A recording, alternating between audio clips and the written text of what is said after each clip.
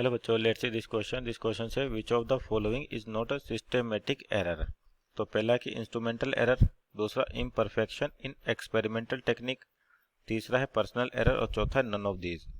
तो आपके पास देखिए यहाँ पे यूनिट मेजरमेंट से क्वेश्चन पूछा हुआ और इस वाले के लिए की कॉन्सेप्ट लिखे अपने पास। की कॉन्सेप्ट, तो आपका जो की कॉन्सेप्ट होगा यहाँ पे types of error, types of error, types of error.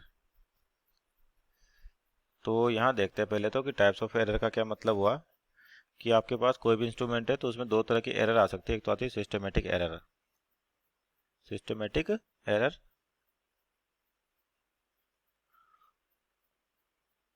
और दूसरी होती है आपके पास रैंडम एरर, रैंडम एरर।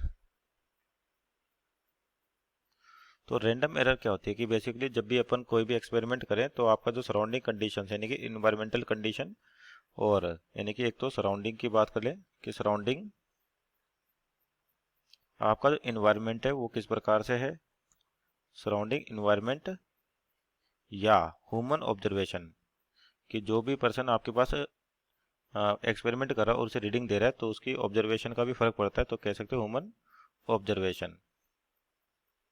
तो ये जो रैंडम एरर है, अगर आपके पास किसी भी इंस्ट्रूमेंट से या बोलिए कोई भी वैल्यू मेजर की जा रही है तो ये जो रैंडम एरर है अपने आप ही आपके पास हो सकती है, ऐड हो सकती है। इसके बारे में ये अनसर्टेन नहीं होते कि एरर कब कहाँ से आई, तो किस कारण से सराउंडिंग कंडीशन की वजह से हो सकती है। ह्यूमन ऑब्जर्वेशन हो सकता है कि रीडिंग लेते टाइम जो ह्यूमन है वो कितना एक्यूरेट है वहाँ पे।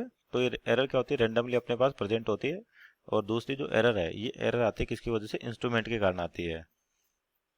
जो सिस्टमेटिक एरर है इसको क्या कहते हैं अपन, इंस्ट्रूमेंट, उसके कारण जनरेट होती है आपके पास। तो इसको तो 100% अवॉइड किया जा सकता है, इसका मतलब इसको एलिमिनेट कर सकते हैं, लेकिन इसको 100% एलिमिनेट नहीं कर सकते, इसलिए एक्सपेरिमेंट किए जाते हैं। उसकी 6-7 रीडिंग ली जाती है और उनमें से एवरेज निकाल के फाइनल वैल्यू निकाली जाती है। वो भी क्या होगी, जरूरी नहीं है कि आपको ट्रू वैल्यू देगी एग्जैक्ट, वो भी आपके पास उससे एरर आ सकती है उसकी रीडिंग में और एक्चुअल वैल्यू के अंदर। तो यहाँ पे पूछा कि कौन सी सिस्टमेटिक एरर नहीं है, तो इंस्ट्रूमेंटल एरर ये तो सिस्टमेटिक होती है आपके पास, दूसरा imperfection in the experimental technique, और तीसरा पर्सनल एरर। तो जो पर्सनल एरर आपके पास वो किसके अंदर आती है, रैंडम एरर के अंदर आती है।